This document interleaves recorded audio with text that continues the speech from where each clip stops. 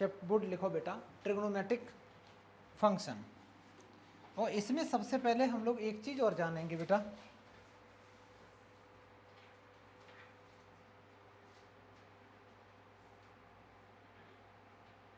Trigonometric function कौन कौन से हो गए, साइन एक्स हो गया, कॉस एक्स हो गया, टेन एक्स हो गया, कॉट एक्स हो गया। वहाँ पे 10th में पढ़ते थे तो इनको क्या बोलते थे हम लोग, सिर्फ और सिर्फ ट्रिग्नोमेट्रिक रेशियो ही तो पढ़ते थे बेटा।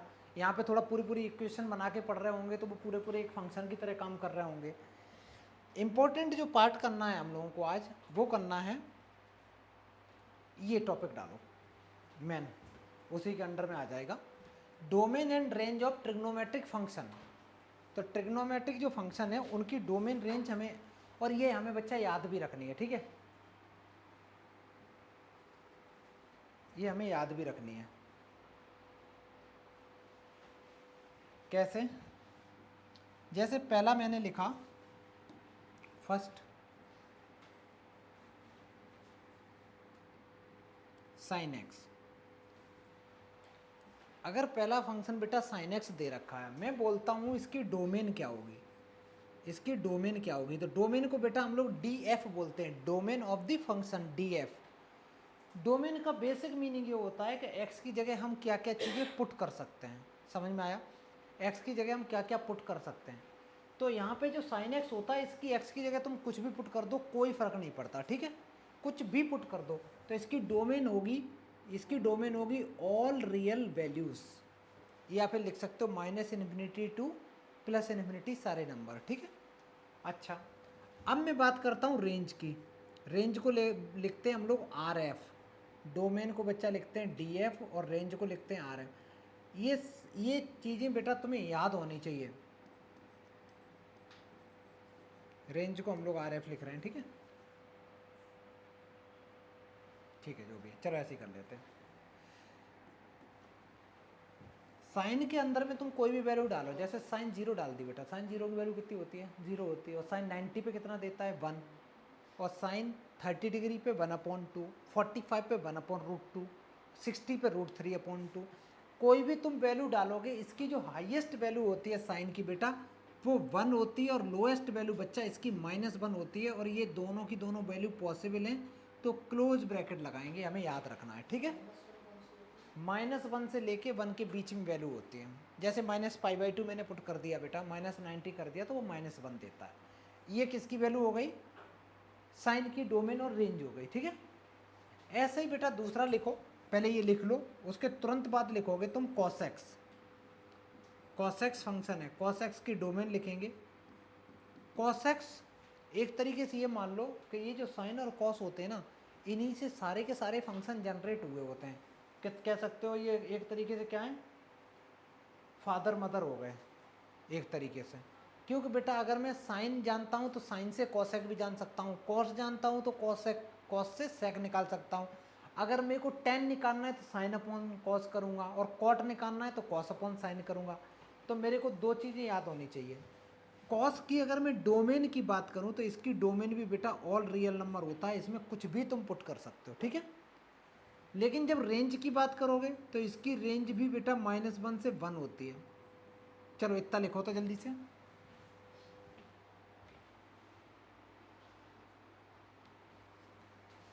इसके बाद नेक्स्ट एडिंग वो नेक्स्ट लिखो बेटा, मैंने साइन लिख दिया, कॉस लिख दिया।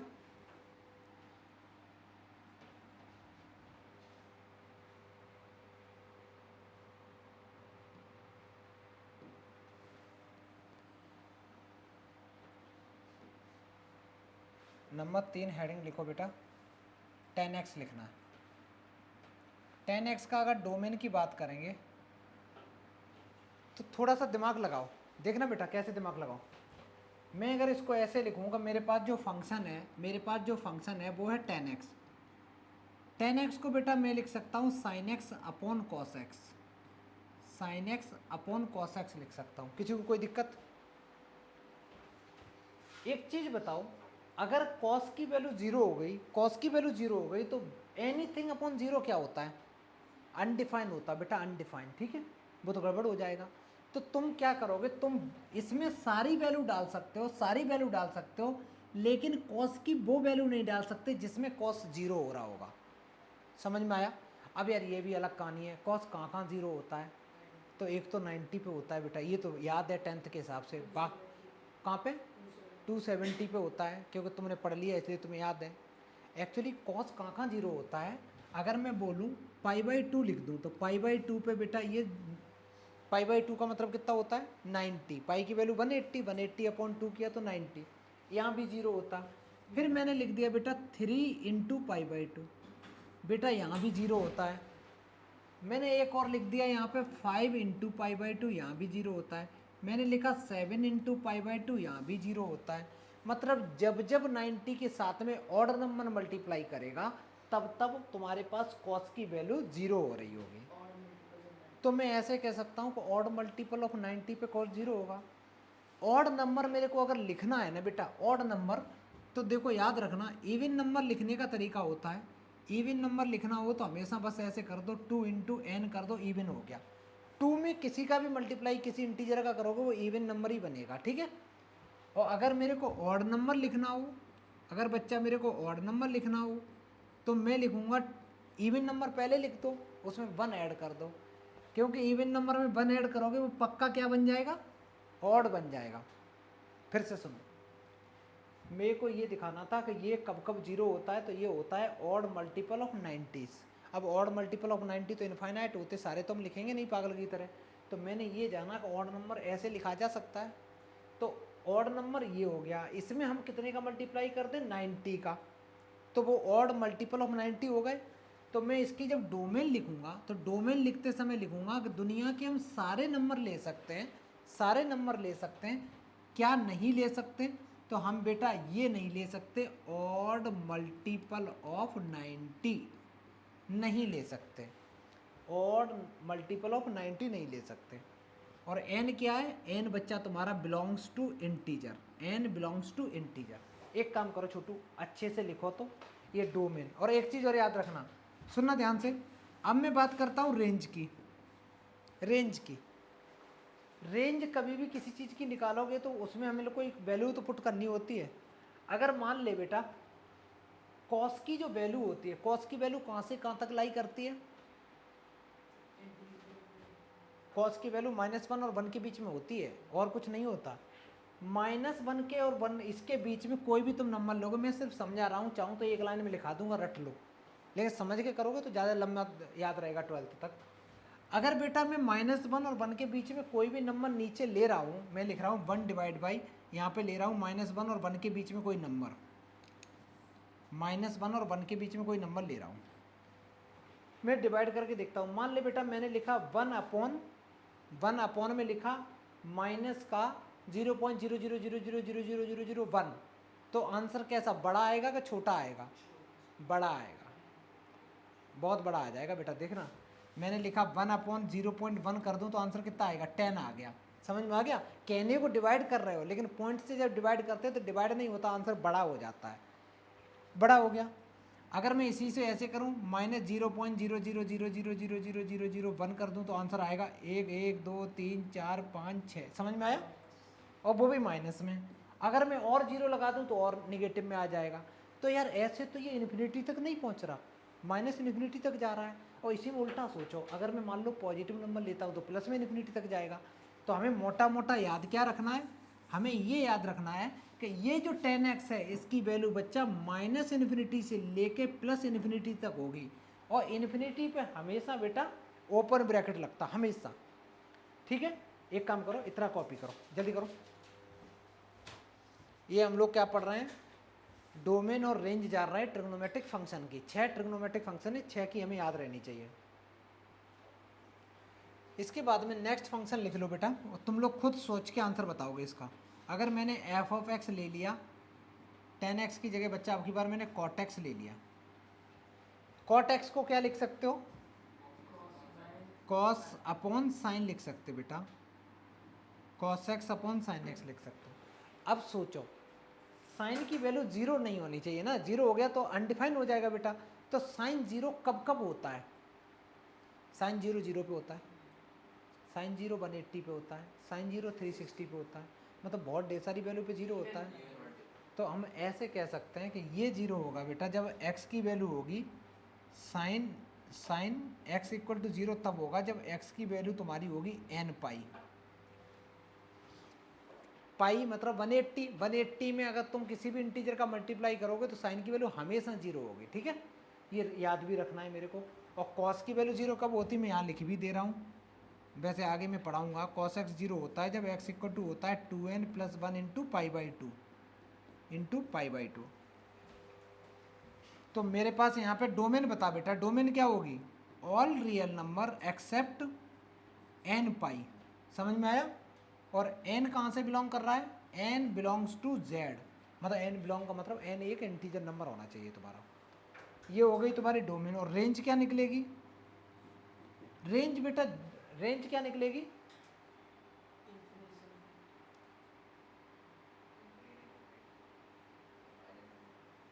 इसकी रेंज भी यही आएगी ना, -∞ से लेके +∞, -∞ से लेके +∞ तक रेंज आएगी। इसके बाद में बेटा मैं ये हटा दे रहा हूँ, ठीक है।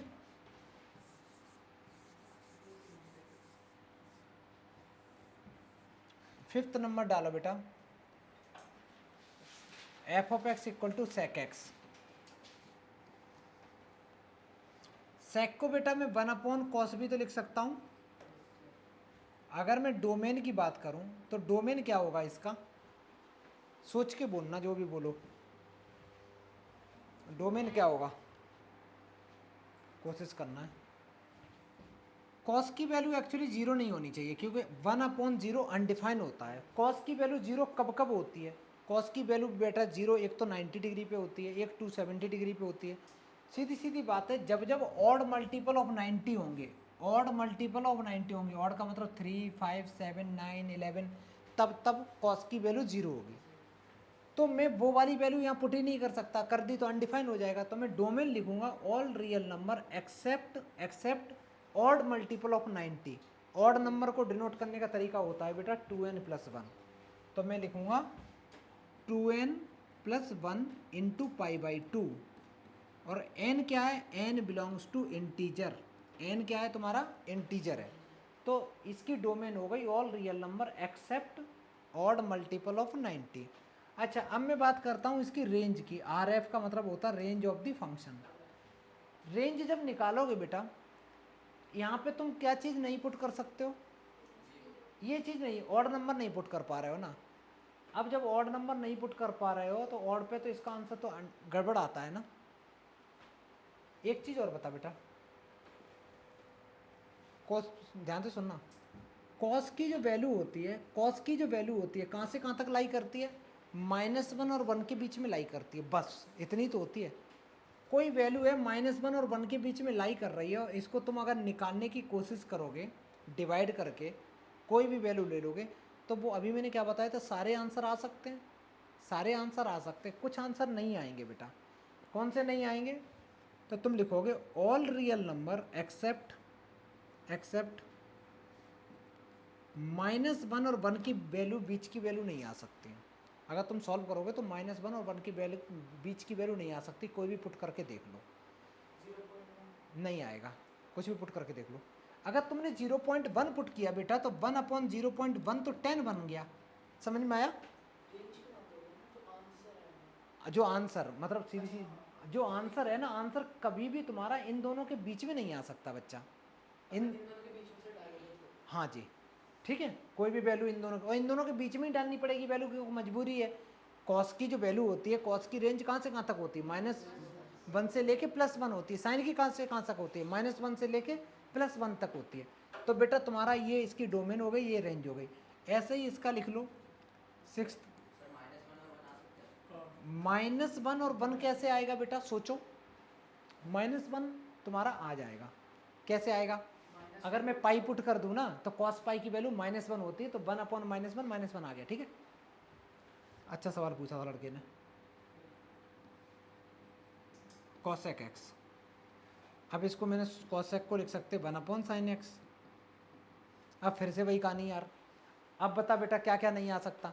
तो तुम कहोगे सर इसकी जब डोमेन लिखेंगे तो डोमेन रहेगी all real number except, sine की वैल्यू 0 कब कब होती है बेटा, 0 पे होती है, 180 पे होती है, 360 पे होती है, तो मैं लिखूंगा 2n, मतलब 2n लिखने की ज़रूरत नहीं, सिर्फ और सिर्फ मैं n पाई लिख दूँ बेटा, n पाई पे 0 होगी, n पाई, और n क्या है, n बिलोंग्स टू इंटीजर।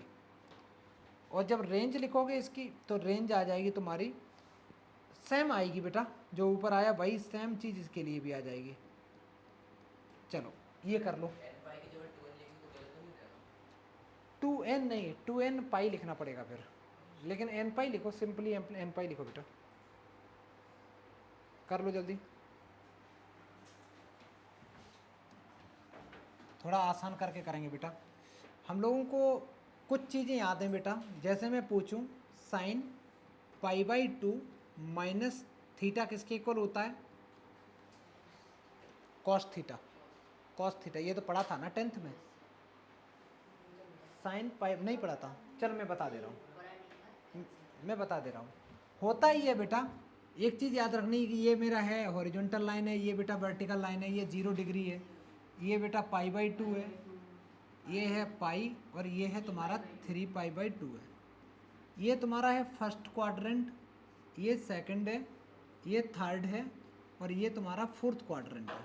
अभी मोटा मोटा ये याद रखना तुमको, ये π/2 लिखा हुआ है ना, π/2 कहाँ है, वर्टिकल लाइन पे, हॉरिजॉन्टल लाइन पे, तो कोई भी चीज़ अगर वर्टिकल लाइन पे होगी तो वो चेंज हो जाएगी, ठीक है, फंक्शन चेंज होगा। मैं थोड़ा सा पहले लिखा दे रहा हूँ कैसे होगा, मैं इसकी जो ट्रिक टाइप की है, हॉरिजॉन्टल लाइन पढ़ाया था बेटा, भूल गए ना, ये पूरे साल पढ़ाऊंगा तब भी भूलोगे।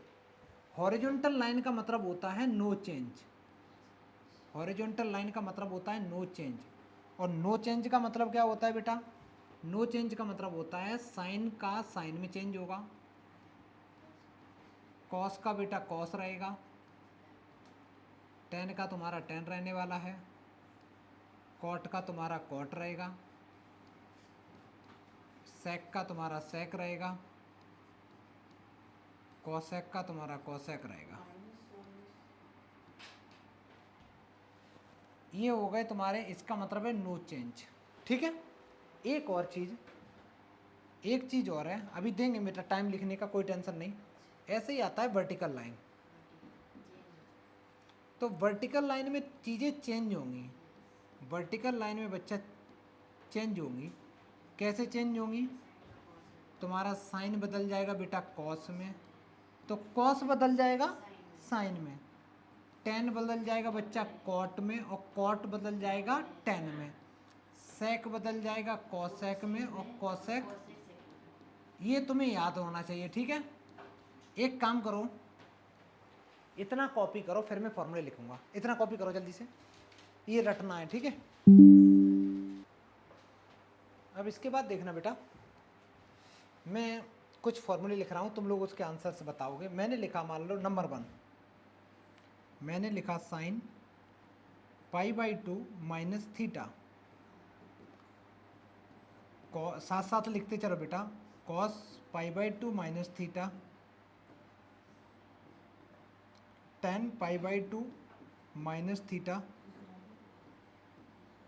Cot π/2 minus theta, sec π/2 minus theta, cosec π/2 minus theta.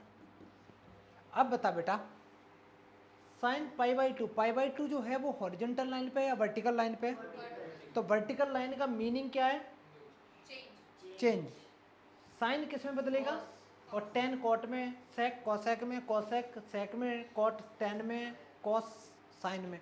तो हम लोग क्या करने वाले हैं, साइन को बेटा डायरेक्ट लिख दो, साइन का क्या बन जाएगा, कॉस थीटा, इन भाई साहब का वैल्यू खत्म, ठीक है, ये खत्म। ऐसे ही कॉस, कॉस बदल जाएगा साइन थीटा, ये बन जाएगा बच्चा कॉट थीटा, ये बन जाएगा टेन थीटा, ये बन जाएगा कॉसेक थीटा, ये बन जाएगा सेक थीटा। एक सवाल और है,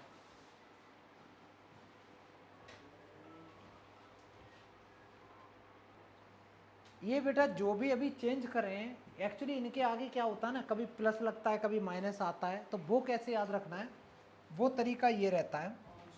ये जो फर्स्ट क्वाड्रेंट है इसमें हम लिखेंगे all students take coffee. Coffee all का मतलब होता है जितने भी ट्रिग्नोमेट्रिक रेशियो हैं, कौन कौन से बेटा, साइन, कॉस, टेन हो गया, कॉट हो गया, सेक हो गया और कॉसेक हो गया। बेटा फर्स्ट क्वाड्रेंट में सारे पॉजिटिव होते हैं, ठीक है, फर्स्ट क्वाड्रेंट में सारे पॉजिटिव। एस से स्टार्ट इनका फर्स्ट लेटर देखेंगे तो साइन और साइन का उल्टा बेटा कॉसेक होता है, बोलना नहीं है छोटू, टेस्ट में बोलना है। सेकंड क्वाड्रेंट में साइन और कॉसेक पॉजिटिव, बाकी सब कुछ निगेटिव होता है। थर्ड क्वाड्रेंट में टी से स्टार्ट है तो एक तो टेन पॉजिटिव होता है, टेन का उल्टा बेटा कॉट पॉजिटिव रहता है, कॉट। सी से स्टार्ट होता है तुम्हारा एक तो कॉस और कॉस का उल्टा सेक, ठीक है। तो ये अब बेटा यहाँ आओ, जब तुम ये कर रहे थे π/2 माइनस समथिंग, मान लो बेटा π/2 का मतलब है तुम यहाँ खड़े थे, तुम कुछ भी माइनस करोगे π/2 में कुछ भी माइनस करोगे तो इसी क्वाड्रेंट में जाओगे ना, क्योंकि एंगल जो मेजर होते हैं वो एंटी क्लॉकवाइज डायरेक्शन में एंगल मेजर होते हैं, उनको हम लोग बोलते हैं पॉजिटिव एंगल। तो एक्चुअली तुम यहाँ खड़े हो, कुछ भी माइनस करोगे बच्चा तो तुम फर्स्ट क्वाड्रेंट में जाओगे, और फर्स्ट क्वाड्रेंट में साइन कॉस टेन ये सारे के सारे कैसे होते हैं, पॉजिटिव होते हैं, इसलिए मैंने सबके आगे प्लस साइन लगाया। समझ में आ गया, इतना लिखो, ये भी लिख लो, ये बॉक्स के अंदर में है ना, ये भी लिख लो बेटा, फिर आगे चेंज करते हैं। फिर से बेटा, फिर से फॉर्मूले लिखो, नंबर साथ साथ लिखते चलो, sine π/2 plus theta cos π/2 plus theta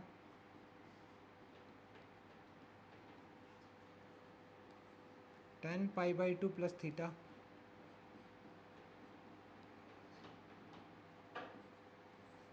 cot π/2 plus theta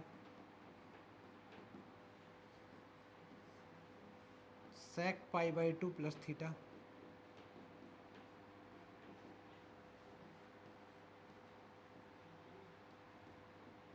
cosec π/2 plus theta. लिखा। अब मेरे को बता बेटा, π/2 हॉरिजॉन्टल लाइन पे है कि वर्टिकल लाइन पे, वर्टिकल लाइन का मीनिंग क्या होता, चेंज। पहले सबको चेंज कर दो, साइन बदल जाएगा कॉस थीटा में, ये बदल जाएगा बच्चा, कॉस बदल जाएगा साइन थीटा में, टेन बदल जाएगा कॉट थीटा में, कॉट बदल जाएगा तुम्हारा टेन थीटा में, सेक बदल जाएगा तुम्हारा कॉसेक थीटा में, और कॉसेक बदल जाएगा तुम्हारा सेक थीटा में। ये तो तुमने कर लिए। आगे सुनना बच्चा, तुम जब π/2 लाइन पे खड़े हो, कुछ भी ऐड करोगे किस क्वाड्रेंट में कूद के मरोगे, सेकंड। सेकंड क्वाड्रेंट में कौन कौन पॉजिटिव होता है, तो इधर नहीं देखना, इधर देखना, साइन और कॉसेक को छोड़ दो, साइन और कॉसेक को छोड़ दो, बाकी ये सब के आगे माइनस माइनस माइनस लगा दो, माइनस माइनस माइनस माइनस लगा दो। फिर से सुनो, एक्चुअली करते क्या है ना, हम लोग देखते इधर हैं, ठीक है, देखते इधर हैं, और देखने के बाद में हम लोग जो साइन लगाएंगे वो उधर लगाते हैं। करो जल्दी करो, चलो। इसके बाद में अब सारे बच्चे फिर चेंज करेंगे बेटा, मैं थोड़ा सा इसमें चेंज कर रहा हूँ, तुम लोग अपना अपना चेंज करोगे, जब पूरा ही कर दे रहा हूँ।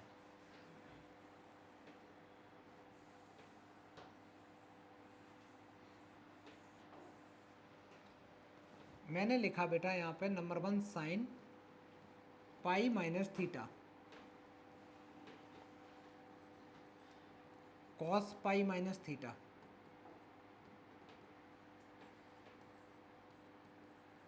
Ten pi minus theta cot pi minus theta sec pi minus theta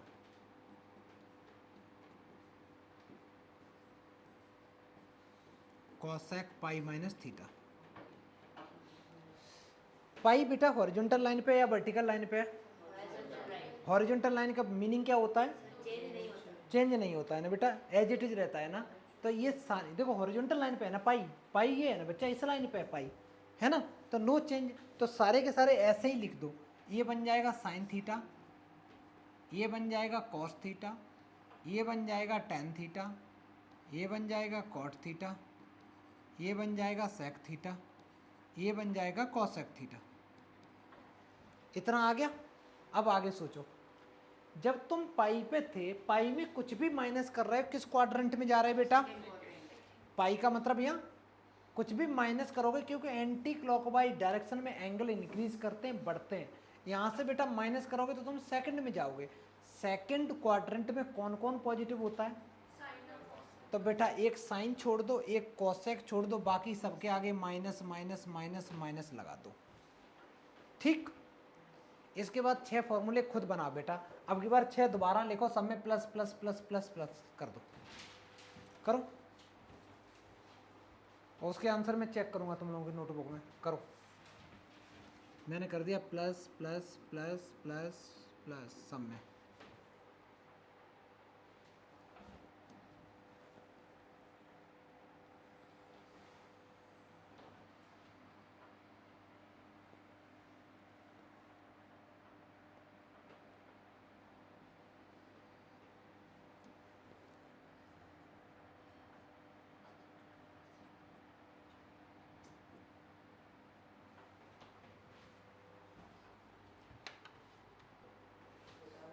देख बेटा, इसके आंसर्स बताओगे क्या क्या आए?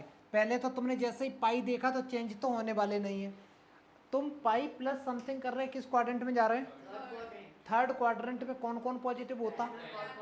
तो टेन को छोड़ दो, कॉट को छोड़ दो, बाकी सब पे माइनस लगा दो। ये आंसर हो गया, ठीक है। अगर ऐसे ही बेटा मैं अगर 3π/2 माइनस करूं या 3π/2 प्लस करूं तो वो भी कर सकते हो ना, कोई दिक्कत तो नहीं? ठीक है, मैं वो नहीं करा रहा, अभी आगे बढ़ते हैं। ये क्वेश्चन करने का बड़ा आसान तरीका ये है बेटा, देखना।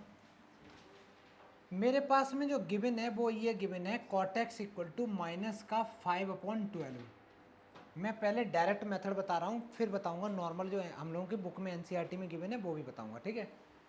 अगर बेटा मैं एक राइट एंगल ट्रायंगल बनाऊं क्लास 10th के हिसाब से जैसे तुम करते थे, अगर कॉट की वैल्यू बेटा ये है, कॉट कॉट होता क्या है? कॉट होता है base upon hype, base upon नहीं बच्चा, बेस अपॉन परपेंडिकुलर होता है कॉट, ठीक है।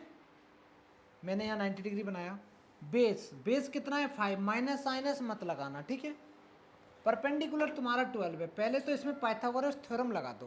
पाइथागोरस थ्योरम लगाओगे तो कैसे लगेगी बेटा? परपेंडिकुलर का स्क्वायर प्लस बेस का स्क्वायर इक्वल टू हाइपोटेन्यूज आएगा। तो मैं लिखूंगा जो हाइपोटेन्यूज का स्क्वायर इक्वल टू होता है परपेंडिकुलर का स्क्वायर प्लस बेस का स्क्वायर। हाइपोटेन्यूज तुम्हें निकालना है, पी की वैल्यू बेटा 12 है, 12 का स्क्वायर प्लस 5 का स्क्वायर। 12 का स्क्वायर होता है 144, 5 का स्क्वायर होता है 25, दोनों ऐड करा ये आया 169। अगर बच्चा एच स्क्वायर 169 है तो एच की वैल्यू 13 है, एक्चुअली आएगी plus minus 13, but minus sine हम नहीं ले सकते, ठीक है। तो 13 मैंने लिख दिया, 13 मैंने यहाँ लिख दिया। ये आ गया मेरे पास पूरा का पूरा एक ट्रायंगल में सब कुछ आ गया। तुम्हें बोला है कि जो एक्स है सेकंड क्वाड्रेंट में लाई कर रहा है, find the other 5 trigonometric function. तो कौन कौन से 5? एक तो वो कह रहा है कॉट दे रखा, साइन निकालो, कॉस निकालो, टेन निकालो, सेक निकालो, कॉसेक निकालो। अगर मैं नंबर 1 साइन एक्स की बात करूं, साइन एक्स किसके इक्वल होता है बेटा?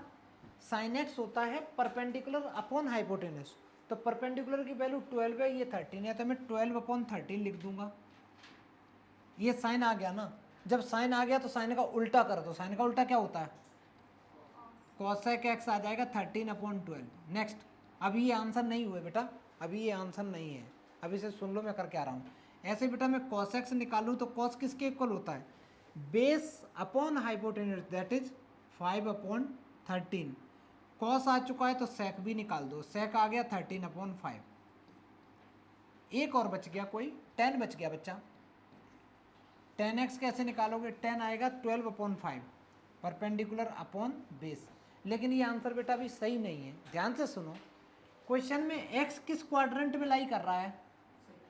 अगर x सेकंड क्वाड्रेंट में लाई कर रहा है सेकंड क्वाड्रेंट में कौन कौन पॉजिटिव होता है? साइन और कोसेक। साइन और कॉसेक। तो साइन और कॉसेक को छोड़ के बाकी के सारे कैसे होंगे? Negative negative negative. समझ में आया? ये है प्रोसेस। जल्दी करो जल्दी करो बेटा। फिर इसका एक मेथड और है, वो भी मैं बताऊंगा अभी। बस भैया चाहे उधर ही लेके चलो। देखो बेटा, एक तो ये तरीका हो गया, ये सबसे बेस्ट तरीका है, आसानी से। एक ये रहता है, अगर तुम्हारे पास कॉट गिवन है तो कॉट से रिलेटेड कुछ फॉर्मूला सोचो बेटा। अगर कॉट गिवन है तो कॉट से रिलेटेड कुछ फॉर्मूला सोचो। कौन सा फॉर्मूला है? तुम्हें यही तो फॉर्मूला पता है बेटा, 1 plus cot square theta equal to, बेटा तुम्हें याद है, cosec square theta. X given है तो थीटा मत लिखो, एक्स लिखो बेटा, cot square x equal to ये एक्स। तो 1 प्लस कॉट की वैल्यू है -5/12 का whole square equal to cosec square x. 1 plus 5 का स्क्वायर 25/144 इक्वल टू कॉसेक। इसको सॉल्व करेंगे, एलसीएम लेंगे बच्चा। एलसीएम लोगे तो ये तुम्हारे पास आ जाएगा 169/144 equal to cosec square x. यहाँ से अगर तुम कॉसेक एक्स निकालोगे तो वो आएगा बेटा 13/12। लेकिन प्लस माइनस का आएगा, प्लस माइनस का आएगा। लेकिन हमें क्या करना है, हमें ये जानना है कि ये किस क्वाड्रेंट में लाई कर रहा है? सेकंड में। सेकंड में कॉसेक कैसा होता है? पॉजिटिव होता है ना। तो बेटा ऐसे ही छोड़ दो। समझ में आया फॉर्मूला लगा के? एक आंसर आ चुका है, कॉसेक आ चुका है तो साइन भी आ गया, कॉसेक आ चुका है तो बच्चा ये साइन भी आ गया। दो तो आ गए। अब बाकी का मैं कैसे निकालूंगा? बाकी का एक sine square theta plus cos square theta निकाल दो, उससे कॉस आ जाएगा क्योंकि साइन आ ही चुका है। ऐसे करो बेटा, कर लो, घर जाओ। चलो मैं कर ही दे रहा हूँ। 3.1 में कुछ क्वेश्चन छूट गए थे, नहीं देख बेटा, ये आ गया साइन का। अब एक फॉर्मूला लगा दो, sine square x plus cos square x equal to 1। Sine की वैल्यू 12/13 आई चुकी है, plus cos square x equal to 1। यहाँ से सॉल्व करोगे तो cos square x equal to 1 minus 12 का स्क्वायर होता 144, 13 का स्क्वायर 169। एलसीएम ले लिया बेटा, 169 माइनस 144/169, तो ये आ गया 25/169। तो कॉस की वैल्यू कितनी आ गई बच्चा? 5/13। अब हमें ये जानना है कॉस सेकंड क्वाड्रेंट में होता कैसा? नेगेटिव होता है ना, तो माइनस साइन लगा दो। देखो बच्चा, साइन आ चुका, कॉस आ चुका, कॉसेक आ चुका। जब कॉस आ गया तो सेक भी तो आ गया। सेक एक्स इक्वल टू, इसका उल्टा कर दो बेटा, 13/5। अब तुम्हें निकालना है 10। तो जब कॉटेक्स गिवन है, जब कॉटेक्स गिवन है तो उसी को उल्टा कर दो ना, उसी को उल्टा कर दो। ये आंसर हो गए। कर लो बेटा। करने के बाद में एक्सरसाइज, पहले होमवर्क में को चेक कराओ। और अब की बार एक्सरसाइज करके आओगे तुम लोग कौन सी? 3.2 करके आओगे। क्वेश्चन नंबर 5 to 8 या 10 वो करके आओगे। स्टार्टिंग के अभी नहीं करोगे, ठीक है?